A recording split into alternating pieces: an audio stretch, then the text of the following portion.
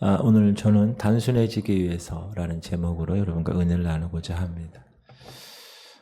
제가 우리 교회 오기 전에 하나님께서 저와 제 아내에게 하나님의 시간표에 관하여서 지금 이 시대가 어떤 시대인가를 볼 수 있는 눈을 열어주셨습니다.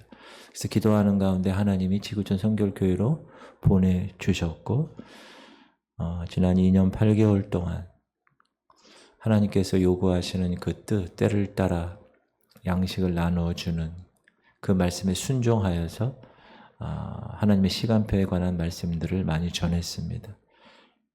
또한 지난 6개월 동안 요한계시록에 관한 말씀을 설교했습니다. 제가 처음 왔을 때 성도들이 많이 경계했습니다.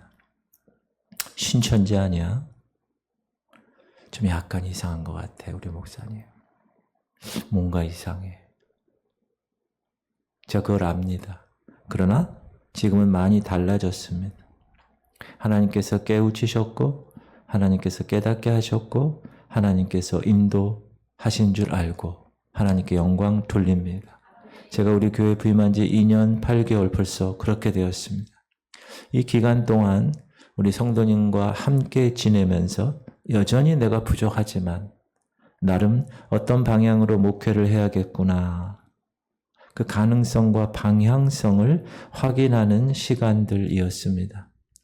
제가 보기에는 우리 지구촌의 성도님들도 과거 교회에서의 아픔과 상처가 있었고 그것이 조금씩 회복되고 잊어가는 그런 시간이었다고 생각이 들었습니다.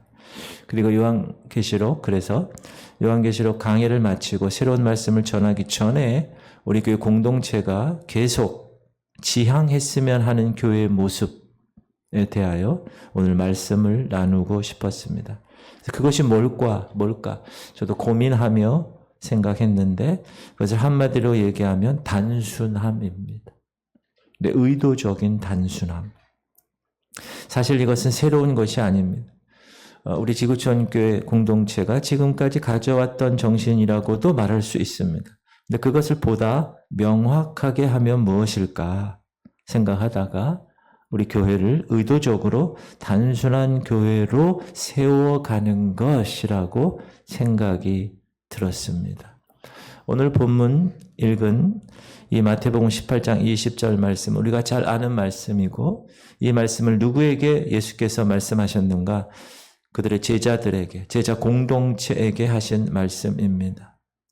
그런데 예수님께서 함께 하신다는 기준, 그것으로 제시된 것이 무엇이죠? 우리 오늘 본문 다시 한번 읽어볼게요. 시작. 두세 사람이 내 이름으로 모인 곳에는 나도 그들 중에 있느니라. 예수님이 함께 그들 중에 있는 기준이 뭐라고요?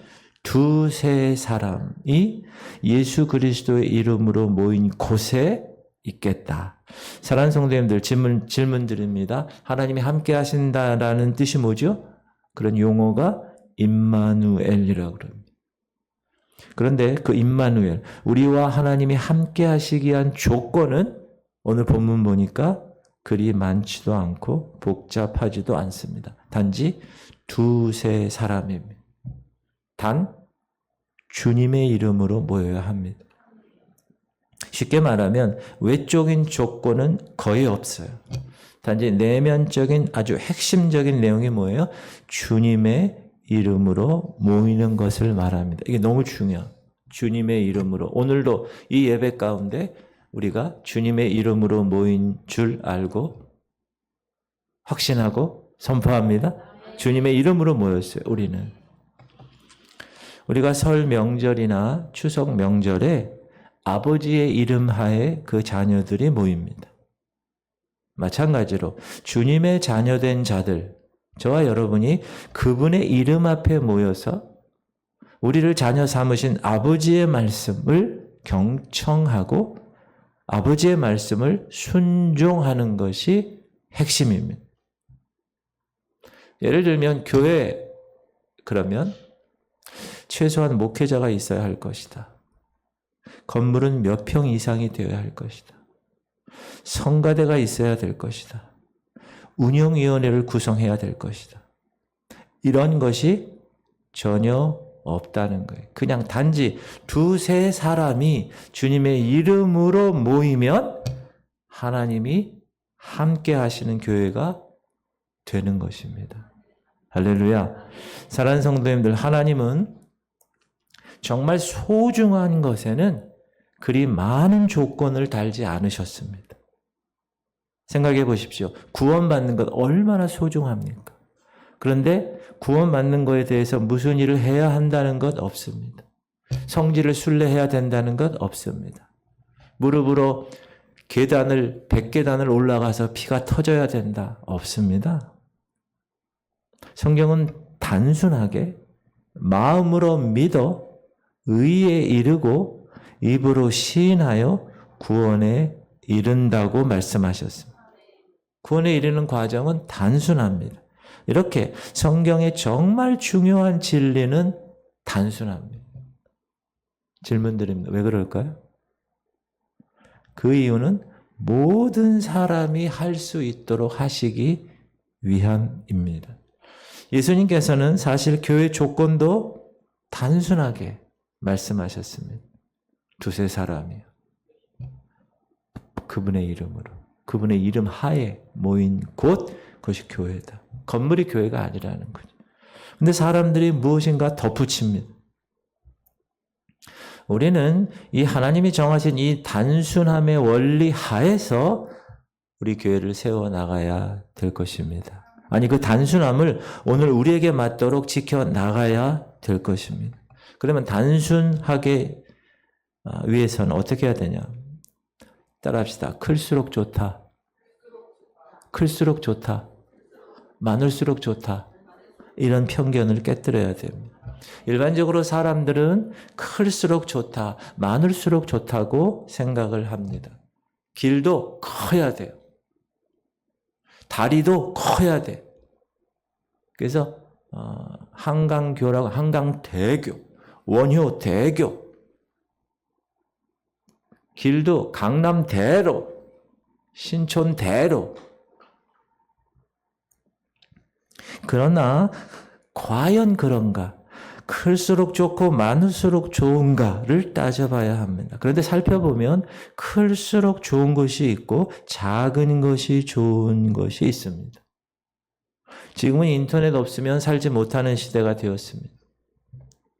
그런데 1990년대 중반, 인터넷이 초창기 인터넷 시대 때 인터넷 사이트에서 야후와 구글이 영향력을 행사한 적이 있었습니다. 기억나십니까? 우리나라에도 야후 코리아가 있었어요. 보통 야후 같은 포털 사이트에 보면 이게 초기 화면입니다. 야후의 초기 화면이에요. 야후에서 제공하고 싶은 정보를 다 보여주려고 첫 화면에 저렇게 많은 내용을 담았습니다. 반면에 구글은 첫 화면이 아주 단순합니다. 첫 화면에 그냥 검색어 치는 화면만 있습니다. 그런데 만족도는 야후보다 구글이 더 높았습니다. 두 회사의 매출은 어땠을까요? 근데 지금 한 20, 30년 지나고 난 이 지금 야후는 사라졌어요. 여러분, 지금 야후 망했어요. 근데 구글은 지금 어떠죠? 건재합니다. 구글은. 오늘날 우리 사회는 점점 복잡해지고 있습니다. 이런 사회에서는 보통 어떤 편견이 있느냐? 크고 많은 것은 좋다. 이런 편견이 있습니다. 모든 것이 대형화가 됩니다. 쇼핑몰 보세요. 구멍가게 없어졌어요. 병원 보세요. 조그만 동네 병원 없어졌어요. 교회 보세요. 큰 교회에서 대형차로 다 쓸어가요. 성도들을. 그런데 대형화가 되면 자연스럽게 생기는 문제가 있습니다. 자연스럽게. 그게 뭐죠? 복잡성입니다. 근데 사실 복잡하게 만드는 일은 쉬울까요? 어려울까요? 쉽습니다. 간단합니다. 근데 반대로 일을 간단하게, 단순하게 만드는 일은 쉬울까요? 복잡할까요? 힘들고 복잡합니다. 여러분, 쇳덩어리 있죠? 쇳덩어리. 강한 쇳덩어리. 이런 쇳덩어리를 무엇으로 자르는지 아십니까?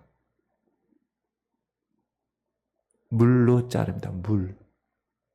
물을 한 방향으로 아주 강력한 압력을 넣어서 단순하게 쏘면 강철이 잘라집니다.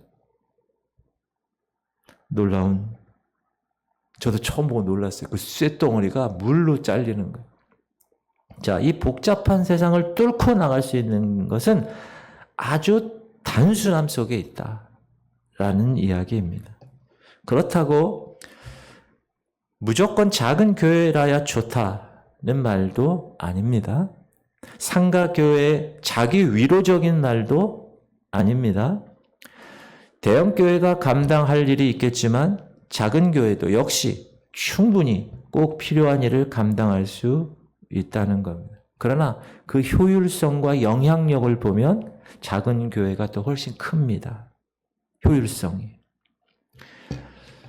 사회주의 국가인 중국에도 교회가 있습니다. 근데 중국의 교회는 크거나 복잡할 수가 없습니다. 그 사회주의 그 공산당 때문에. 모임도 그래서 세련되지 못합니다. 찬양 시간도 있는데 기타 외에는 악기를 사용할 수 없습니다. 장소도 잘 꾸며 놓을 수가 없습니다. 중국 교회는.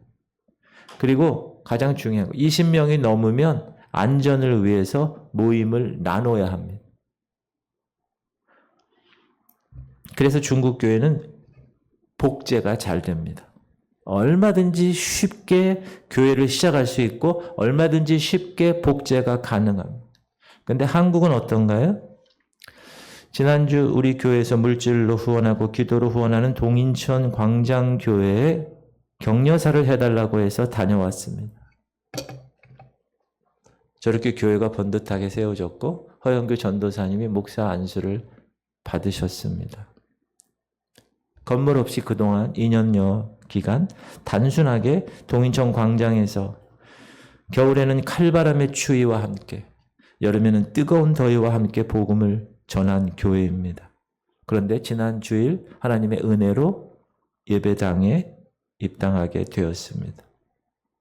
가보니까 앰프 시설도 없고 그냥 이렇게 들고 다니는 이동식 포터블 앰프로 예배를 드렸고 간단하게 냉난방, 간단하게 강단, 의자 그렇게 준비했습니다. 제가 동인천 광장교회 허영규 전 목사님한테 어느 정도 들었어요? 이거.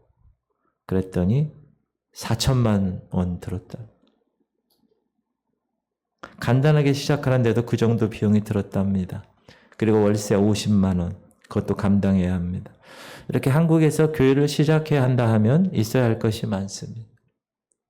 건물이 있어야 되고 찬양팀이 있어야 되고 빔 프로젝트가 있어야 되고 파워포인트가 있어야 되고 주일학교가 있어야 되고 성가대가 있어야 되고 있어야 할 것이 많습니다. 무슨 말입니까? 그만큼 출발부터가 힘들다는 것입니다. 단순한 교회는 누구나 따라할 수 있지만 교회가 커지면 너무 복잡해지고 그 복잡성을 만족시키기 어렵기 때문에 복제가 되지 않습니다. 그런 면에서 동인천 광장교회는 아주 신선한 교회로 저에게 다가왔습니다. 그렇다면 사랑하는 성도님, 우리 지구촌 교회는 그럼 어느 쪽을 선택해야 될까요? 대형 교회를 지향하며 그쪽으로 가야 될까요? 저는 우리 지구촌 교회는 작고 단순한 교회라고 생각합니다. 그래서 보통들 내 시작은 미약하나 내 나중은 창대하리라 하면서 지금은 작지만 큰 교회를 향하여서 꿈을 키우고 있다. 전 그렇게 생각하지 않았으면 좋겠습니다. 특별히 지금 이 시대, 이 말세에는 교회가 대형화되고 비대해지면 문제가 생길 가능성이 훨씬 더 많습니다. 우리 사람도 살이 점점 찌게 되면 병에 걸릴 확률이 더 많은 것처럼 말입니다. 그래서 제가 추구하고 싶은 교회는 바로 건강한 교회입니다. 다른 사람들이 보고도 저런 식으로 교회할 수 있구나 생각하면서 좀 더 쉽게 접근할 수 있는 그런 단순한 교회가 될 수 있다면 얼마나 감사할까 하는 소망을 가지게 됩니다. 이렇게 영적으로도 단순하기 위해서는 크면 좋다는 편견을 깨야 합니다. 많으면 좋다 편견을 깨야 합니다. 그래서 의도적으로 단순함을 추구하려고 합니다. 두 번째 생각할 것은 이 의도적이라는 말은 교회 활동을 확장하는 것보다 제한하는 데 강조점이 있습니다. 사랑하는 성도님들, 복잡해지는 것은 자연스러운 것입니다. 그래서 가만히 있으면 복잡하게 됩니다. 그래서 의도적으로 단순하게 해야 돼야 단순해질 수 있습니다. 그래서 그 의도적인 것, 그 의도성이라는 것은 교회 활동을 막 확장하는 것보다는 정말 있을 것만 있게 하는, 제한하는 것에 더 많은 에너지를 쏟는 것입니다. 이런 말이 있습니다. 본질적인 것에서는 일치를, 비본질적인 것에 있어서는 다양성을, 그리고 나머지 모든 것에서는 사랑을 추구하라. 다시, 본질적인 것에서는 일치를, 비본질적인 것에서는 다양성을, 그리고 나머지 모든 것에서는 사랑을 추구하라. 본질적인 것에 더 집중하기 위해서는 비본질적인 것의 다양함을 인정하고 사랑함으로 추구해야 한다는 겁니다. 우리가 단순성에 집중하는 이유도 마찬가지입니다. 복잡한 것이 싫어서가 아닙니다. 가능하면 적게 헌신해야지 그것도 아닙니다. 우리의 헌신 자체가 더 깊고 더 가치 있게 하기 위해서 단순해지자는 겁니다. 그래서 교리적으로도 마찬가지. 저희 교회는 기독교 대한성결교회에 속해 있습니다. 우리 교단의 교리는 단순합니다. 중생 거듭난 거고, 성결 거룩한 거고, 신유 치유받는 거고, 재림 주님 다시 오시는 거 단순합니다. 그리고 제가 우리 교회에서 강조하는 것도 단순합니다. 말씀, 기도, 성령 충만입니다. 그리고 하나님의 시간표 분별해서 다시 오실 예수 그리스도 신랑 되신 그분을 기다리는 신부교회. 이 단순함이 우리 교회의 모습입니다. 그래서 그런 알곡 성도들을 키우기 위해서 여러분들이 전도 대상자를 넣고 전도하는 것입니다. 물론 실제적인 면들 여러 가지, 예를 들면 하나님과 그의 말씀은 신뢰할 가치가 있습니다. 예수 그리스도는 구원자이시며 왕이십니다. 교회는 그 손에 세상의 소망을 쥐고 있습니다. 이 정도의 선언만으로도 교회의 본질을 이해할 수 있고 그 본질에 부합하는 것과 그렇지 못하는 것을 분별할 수 있습니다. 그게 교리의 단순성입니다. 두 번째, 의도적인 단순성을 위해서 우리 교회에는 많은 모임을 그렇게 갖지 않습니다. 보세요. 주일 예배. 그리고 셋째 주일 예배는 뭐가 있죠? 목장 모임, 수요 예배, 금요 예배, 새벽 기도, 그리고 제자 훈련. 이게 다입니다. 이 중에도 모든 성도들이 다 같이 참여하는 공식적인 모임은 예배와 목장 모임 정도입니다. 저는 가능하면 이것을 유지했으면 합니다. 이런저런 필요가 있다고 프로그램을 많이 만드는 것은 단순한 교회가 아닙니다. 물론 필요한 것이 있으면 그때그때 필요에 따라 있다가 사라지면 됩니다. 너무 무게를 두지 않았으면 한다는 것입니다. 자, 프로그램 중심으로 움직이는 교회가 아니라 교회의 사명 중심으로 움직이기 위해서는 단순할 필요가 있다는 것입니다. 보통 교회에서 40일 특별 새벽기도, 월삭 예배, 심령 부흥회, 아버지 학교, 어머니 학교, 부부 사랑학교, 천국 예배학교, 알파 드레스디아스, 문화활동 이런 많은 프로그램으로 뺑뺑이를 돌립니다. 그래야 딴 생각을 안 한다. 바빠야 그나마 신앙적인 열심을 갖는다고 합니다. 어느 정도 일리가 있는 말입니다.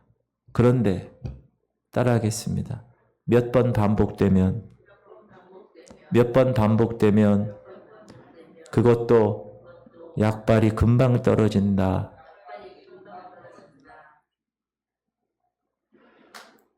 교회에서 가정에서 잘해야 돼. 직장에서 잘해야 돼. 학문 분야에서 공부도 잘해야 돼.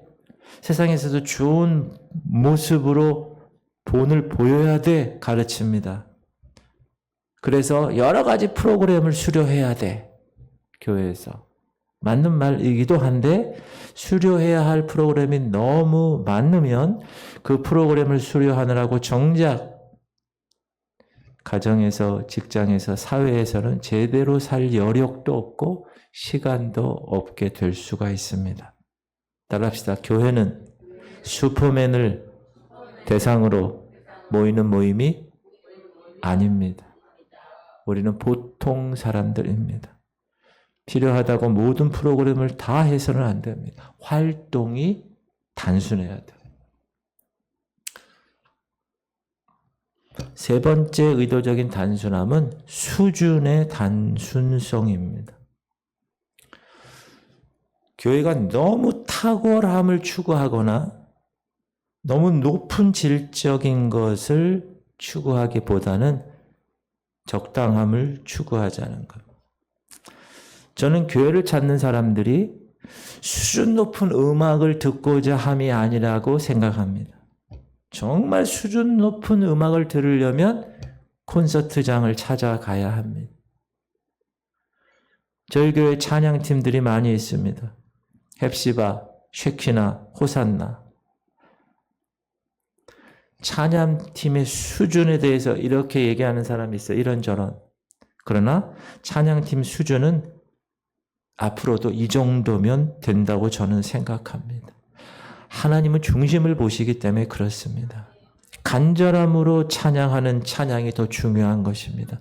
정말 피치가 어떻고 발성이 어떻고 박자가 어떻고 물론 그렇게 잘하면 더 좋을 수 있지만 그렇게 하려면 콘서트장에 가야 됩니다. 또한 탁월한 설교. 여러분 인터넷에 들어가면 얼마나 많은지 모릅니다. 자, 무슨 일을 하는 데 있어서 소요되는 에너지가 있어요. 그리고 그 에너지와 그 에너지를 소요시켜서 만든 그 결과물, 성과라고 그러는데 그것을 세상에서는 어떤 곡선으로 이 S자 오총으로 가, S자. 무슨 말이냐? 초기에는 시간과 에너지를 투자해도 올라가질 않아요. 처음에는. 가속도가 붙기 전에는. 근데 어느 정도가 되면 성장이 확 돼요. 그렇죠? 여기 봐봐요. 중간에 보면 확 되잖아요. 성장이. 근데 어느 정도 그 이상을 가면 더 높은 위로 가려면 잘 가지지가 않아. 매우 많은 에너지가 소비된다는 거예요. 지나치게 탁월한 수준을 추구하는 것이 교회에 꼭 필요한 곳에 사용할 에너지를 소모할 수도 있다. 예를 들면 이런 거예요. 우리 교회가 예를 들어서 탈북자, 북한을 돕거나 탈북자를 돕는다. 그런데 우리가 이 부분에 전문가가 될 수는 없잖아요. 이것은 어떻게 해야 돼요? 북한 전문 사역 단체에 맡기고 우리는 그런 단체를 잘 분별해서 그 단체가 전해주는 정보를 따라 우리가 참여할 부분만 참여하면 된다는 겁니다. 왜 그렇죠? 교회 본질이 중요한 거기 때문에 거기에 충실해야 되기 때문에 의도적으로 단순함을 추구하는 것입니다. 이것이 교회 공동체가 그리스도를 머리로 하고 우리는 몸의 한 부분을 이루어서 하나님을 높이고 말씀을 순종하기 위함입니다. 그래서 우리 수준도 단순하면 좋겠습니다. 지구촌 공동체가 의도적으로 단순하게 집중해야 할 것은 세 가지입니다. 말씀드릴 텐데 따라합시다. 예배와 목장과 선교와 나눔입니다. 우리가 성경을 통하여서 발견되는 우리를 향한 하나님의 마음은 단순합니다. 그게 뭐죠? 따라합시다. 하나님 사랑, 이웃 사랑, 그리고 모든 족속을 제자로 삼는 거예요. 하나님을 더 많이 사랑하라는 것, 이게 뭐죠? 예배입니다. 사람을 더 많이 사랑하라는 것, 이게 뭐죠? 목장 모임입니다. 그리고 교회 밖에 더 많은 사람을 사랑하라, 이게 뭐죠? 선교와 나눔입니다. 저는 이것이 현재 우리 지구촌 교회의 근간을 이루고 있고 앞으로도 그렇게 되기를 소망하고 있습니다.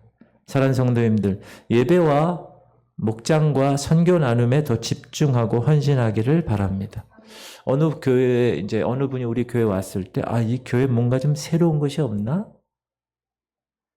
이 교회도 새로울 것이 없다. 이렇게 생각할 줄 모릅니다. 맞습니다.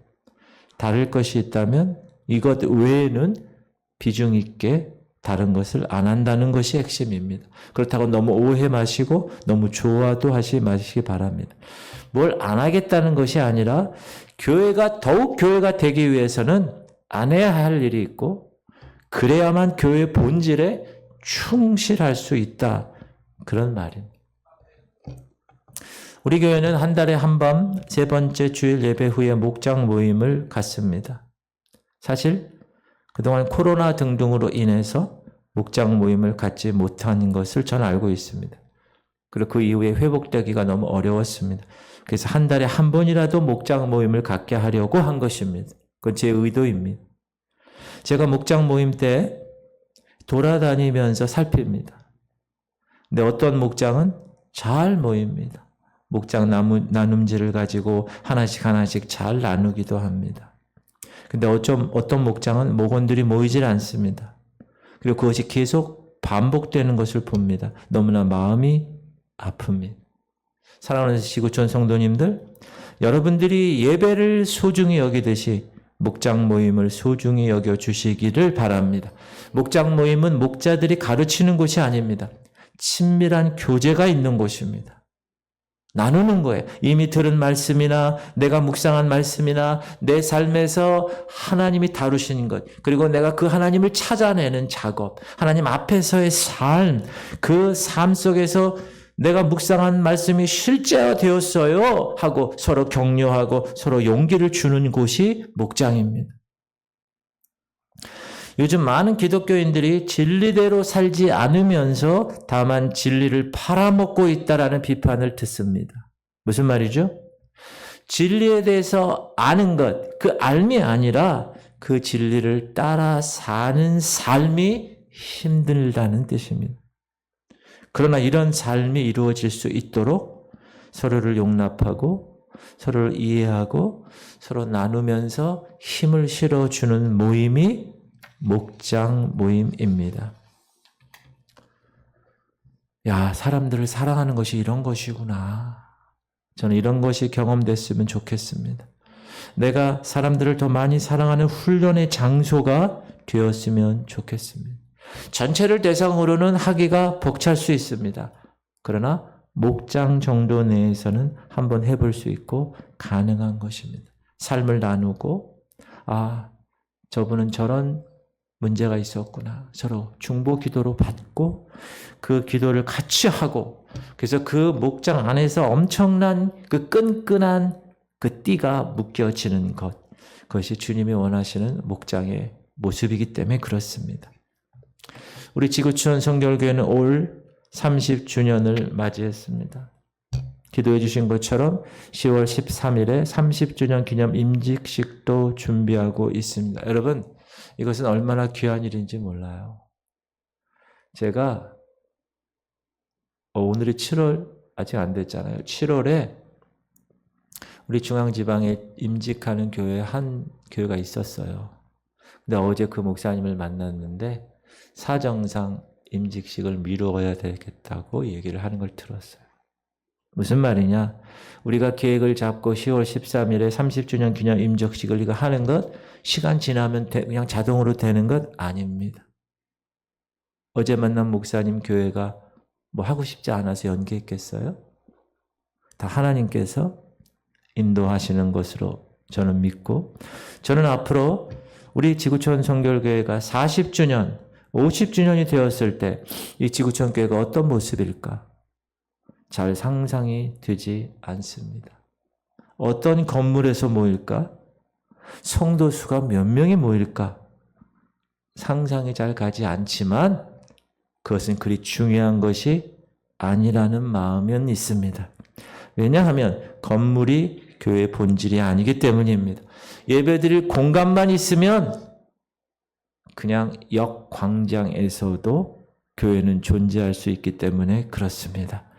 그러나 제가 바라는, 소망하는 거 있습니다. 그것은 그 공동체 안에서 하나님을 사랑하는 예배가 드려지고 사람을 가족처럼 사랑하는 목장이 있고 세상의 사람들을 사랑하기 위해서 드려지는 선교와 나눔의 삶이 있는 교회. 우리 교회는 3군데를 지금 선교하고 나누고 있죠. 비록 작지만 최선을 다하는 삶을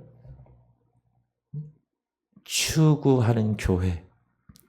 그런 교회가 계속적으로 이어졌으면 좋겠습니다. 세련되기보다는 따뜻함이 있는 교회가 되었으면 좋겠습니다. 구호와 외침보다는 실질적인 삶의 능력이 있는 교회가 되었으면 좋겠습니다. 그러기 위해서는 여러분들이 함께 꿈을 꾸어야 합니다. 의도적인 단순함이 무엇인가를 생각하고 그런 교회가 될 수 있도록 함께 힘을 합해야 됩니다. 해야 할 일과 해서는 안 될 일을 분별하고 해야 할 일에는 더 집중적으로 헌신하는 수고와 순종이 있어야 합니다. 하나님의 은혜 안에서 함께 이런 교회를 이루어가는 기쁨이 넘치기를 축복합니다. 어제도 교사 선생님들이 어린 아이들을 위해서 성경학교를 위해서 준비하고 율동도 준비하고 또 어떻게 전도할 것인가 또 어떻게 그들을 변화시킬 것인가 그렇게 집중하고 수고하고 헌신하는 모습을 보았습니다. 이것이 하나님이 바라시는 교회가 아닌가. 단순함, 의도적인 단순함 그리고 그런 비전을 위해서 같이 힘을 합하여서 예배로 목장으로 선교와 나눔의 삶으로 하나님께 영광을 돌릴 수 있는 공동체 되기를 간절히 소망합니다. 할렐루야.